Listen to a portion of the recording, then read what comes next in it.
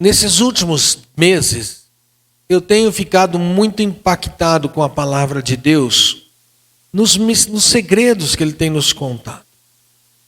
E está impossível de ministrar a ceia do Senhor sem pensar nas coisas que Deus tem nos ensinado a respeito dela. Eu nunca, e meu pai, quando seus filhos nasceram, meu pai e minha mãe sempre foi convertida, meu pai já era convertido, de maneira que os filhos foram criados na igreja. Então, eu participei de ceia dentro de uma igreja a partir da minha confissão de fé. Quando eu professei a minha fé, que eu tinha meus 14 anos, 15 anos, eu vim à frente da igreja e fiz a minha profissão de fé. Quando eu fiz a minha profissão de fé, então eu fui autorizado pela igreja para tomar a ceia. Isso está na Bíblia? Não. É um entendimento que nós temos, que é uma prática que se deve fazer desta forma. Mas Paulo ele é fora do centro, ele é fora da casinha, ou ele é bem no centro e nós estamos fora. E ele vai dar instruções, e uma das coisas que me chama muita atenção é o chamado de Paulo. Porque tudo que Paulo fazia, os fariseus ficavam loucos da vida com eles. E quando eu falo dessa forma, você tem que entender assim, fariseu eram aqueles que estudavam as Torá, estudavam os pergaminhos. Eles sabiam quais eram os procedimentos de rituais de culto. Eles sabiam exatamente o que a lei dizia, o que os profetas diziam, o que os salmos diziam, os livros poéticos diziam, eles sabiam disso. E aí Paulo vai desmontar eles de uma forma tal que Paulo, sendo ensinado aos pés de Gamaliel, que era um mestre judaico, que ensinava a Torá, ele vai dizer assim, o que eu aprendi e agora estou vos entregando é do próprio Deus. Eu não recebi de homens, por isso a dificuldade que eles tinham de aceitar o que Paulo estava falando e como ele estava se comportando. E o ministério, na verdade, que estava sendo entregue a Paulo, era o ministério, Herbert, ajuda aqui para mim, era o ministério do Espírito Santo. E esse ministério havia sido revelado pelo próprio Deus ao apóstolo Paulo. Então, quando nós vamos fazer a ceia, eu quero que você preste atenção de como é que Paulo agora está nos instruindo a tomar a ceia. Ele vai dizer assim, no capítulo 11 da carta de Coríntios, primeira carta de Coríntios, capítulo 11. A partir do versículo de número 23, ele vai dizer, o que eu recebi, não recebi de homem, eu recebi do próprio Senhor. Olha lá, porque eu recebi do Senhor, o que também vos entreguei, que o Senhor Jesus, na noite em que foi traído, tomou o pão e, tendo dado graças, o partiu e disse, isto é o meu corpo que é dado por vós, fazei isto em memória de mim.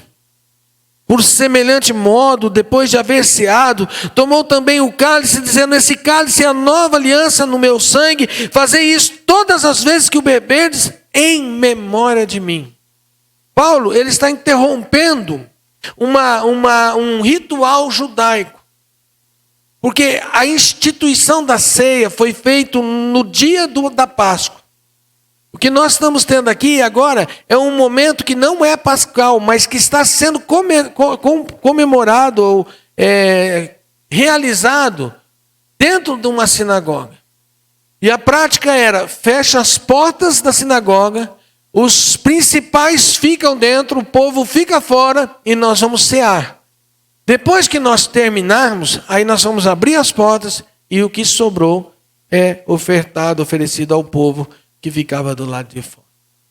Então, Paulo vai dizer uma coisa interessante. Ele vai dizer assim que o corpo na qual nós vamos participar não é para matar a fome. O suco ou o vinho que nós vamos beber não é para matar a sede. Esse corpo tem um símbolo. O símbolo desse corpo, do pão sem fermento, tipificava o corpo sem pecado. E esse corpo sem pecado era a oferta, era o pagamento pela minha dívida, pelos meus pecados. Então, de tal maneira que eu estava condenado, mas agora eu estou absolvido. Por quê? Porque eu não estou mais condenado. Cristo se fez pecado por mim, maldição no meu lugar, e foi cravado na cruz do Calvário para levar sobre si o que constava contra mim. De maneira que não venha ter mais nenhum peso sobre a vida daquele que crer e participar de acusação nenhuma. E aí Paulo, olha o que ele vai dizer: examine-se, pois, o homem ao próximo, aos da igreja, ao conselho da igreja, aos irmãos que estão vivendo uma vida tortuosa. Não, ele vai dizer: examine-se, pois, o homem a si mesmo. E aí a gente não presta atenção, porque ele está usando essa frase, essa palavra, examinar, por qual motivo? Porque ela é melhor encaixada aqui? Não.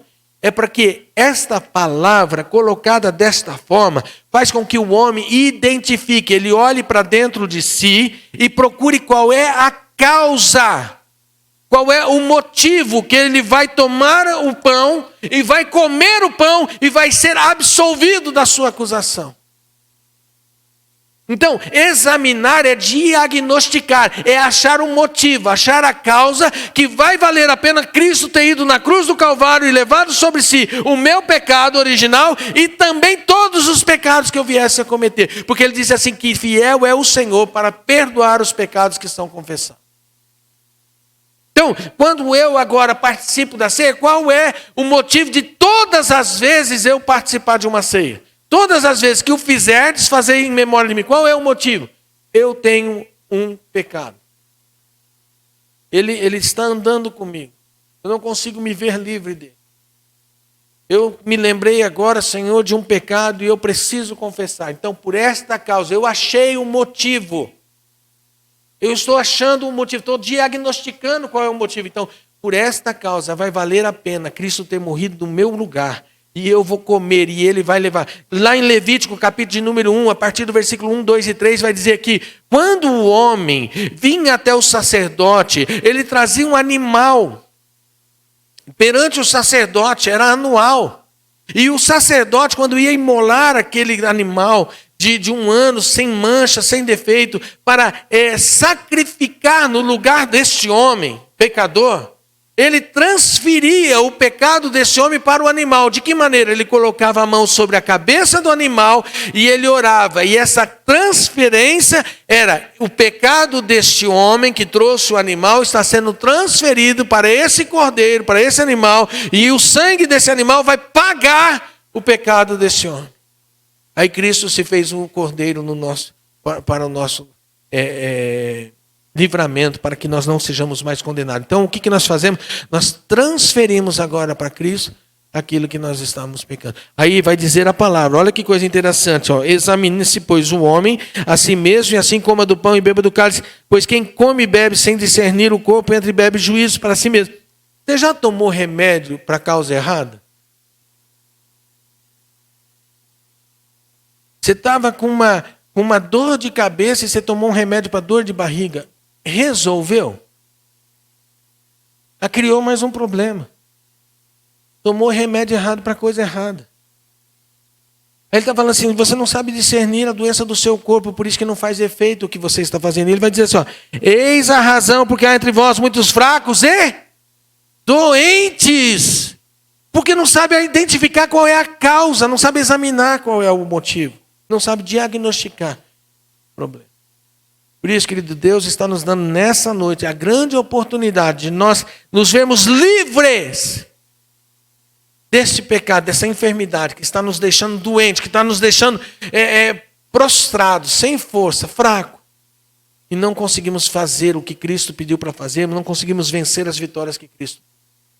Então, quando você comer do pão, você deve entender que Cristo se fez cordeiro para levar sobre si o pecado que estava constando contra mim.